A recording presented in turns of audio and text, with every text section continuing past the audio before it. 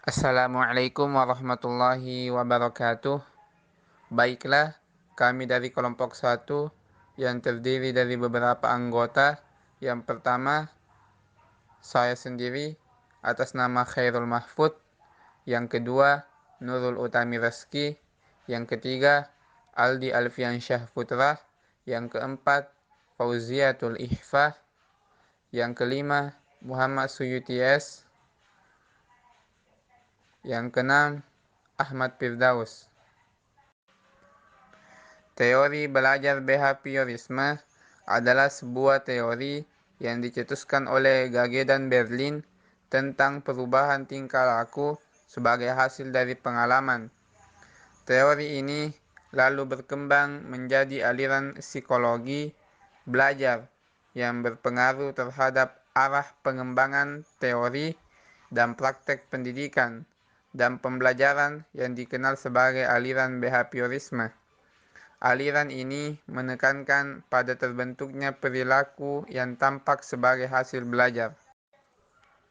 Menurut teori ini, yang terpenting adalah masukan atau input yang berupa stimulus dan keluaran atau output yang berupa respons. Stimulus adalah apa saja yang diberikan guru kepada siswa, misalnya alat perkalian, alat peraga, pedoman kerja, atau cara-cara tertentu untuk membantu belajar siswa. Sedangkan respons adalah reaksi atau tanggapan siswa terhadap stimulus yang diberikan guru tersebut. Teori ini juga mengutamakan pengukuran, sebab pengukuran merupakan suatu hal yang terpenting untuk melihat terjadi tidaknya perubahan tingkah laku tersebut. Penguatan adalah apa saja yang dapat memperkuat timbulnya respons. Misalnya, ketika peserta didik diberi tugas oleh guru, ketika tugasnya ditambahkan, maka ia akan semakin giat belajarnya. Maka penambahan tugas tersebut merupakan penguatan positif dalam belajar. Begitu juga sebaliknya. Prinsip-prinsip pembelajaran behavioristik. Yang pertama, menggunakan prinsip penguatan, yaitu untuk mengidentifikasi aspek paling diperlukan dalam pembelajaran untuk mengarahkan kondisi agar peserta didik dapat mencapai peningkatan yang diharapkan dalam tujuan pembelajaran. Mengidentifikasi karakteristik peserta didik untuk menetapkan pencapaian tujuan pembelajaran. Lebih menekankan pada hasil belajar daripada proses pembelajaran. Adapun kelebihan dan kekurangan dalam teori pembelajaran behavioristik. Kelebihannya yang pertama, membiasakan guru untuk bersikap jeli dan peka pada situasi dan kondisi belajar.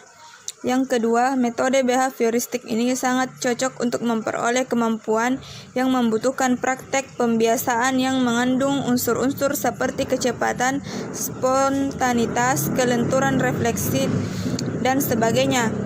Guru tidak banyak memberikan ceramah sehingga murid dibiasakan belajar mandiri. Jika menemukan kesulitan, baru ditanyakan kepada guru yang bersangkutan. Teori ini cocok diterapkan untuk melatih anak-anak yang masih membutuhkan dominasi peran orang dewasa, suka mengulangi dan harus dibiasakan, suka meniru dan senang dengan bentuk-bentuk penghargaan langsung seperti diberi permen atau pujian. Adapun kekurangannya yaitu memandang belajar merupakan asosiasi belak antara stimulus dan respon, mengabaikan pengertian belajar sebagai unsur pokok. Proses belajar berlangsung secara teori. Selain teorinya, beberapa kekurangan perlu dicermati guru dalam menentukan teknik pembelajaran yang mengacu ke teori ini. Antara lain, yang pertama, sebuah konsekuensi bagi guru untuk menyusun bahan pelajaran dalam bentuk yang sudah siap. Yang kedua, tidak setiap mata pembelajaran bisa menggunakan metode ini. Yang ketiga, penerapan teori behavioristik yang salah dalam suatu situasi pembelajaran juga mengakibatkan terjadinya proses pembelajaran yang sangat tidak menyenangkan bagi siswa, yaitu guru sebagai sentral, bersikap otoriter, komunikasi berlangsung satu arah, guru melatih dan menentukan apa yang harus dipelajari murid. Murid berperan sebagai pendengar dalam proses pembelajaran dan menghafalkan apa yang didengar dan dipandang sebagai cara belajar yang efektif.